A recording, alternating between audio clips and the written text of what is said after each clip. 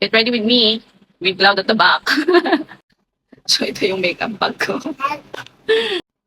Start off with this Blurfection ng Vice Cosmetics Skin Tint. I'm on the shade 01 in Fair.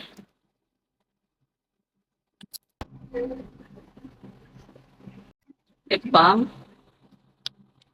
Itong L'Occitane na Ultra Rich Lip Balm.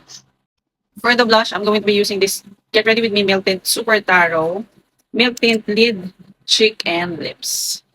So, here. Ay!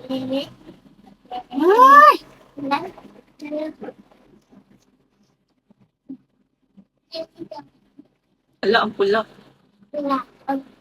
Ba't ganun, be? Thank you. Thank you. Meron pa akong taga-suklay dyan sa likod. Tapos for the contour, shade Push, Vice Cosmetics na ano ba ito, multi, ganda.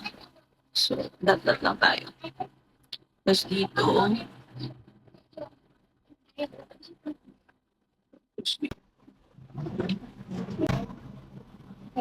and I'm going to use also this for my lids.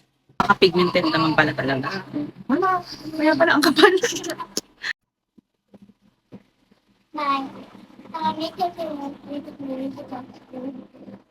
Set my face.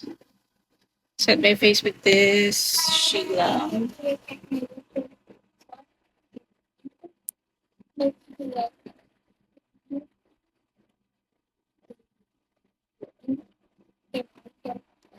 Shade lang for my brows.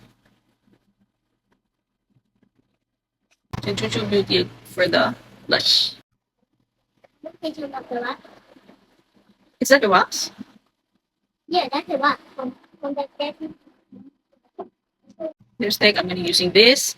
Says Lady Tattoo Tint in the shade number 14. Ganda din ba? Feeling ko ang sabaw nung Get Ready With Me na to. So, pasensya na. So, lagay lang ako dito. White liner pa pala. Dito.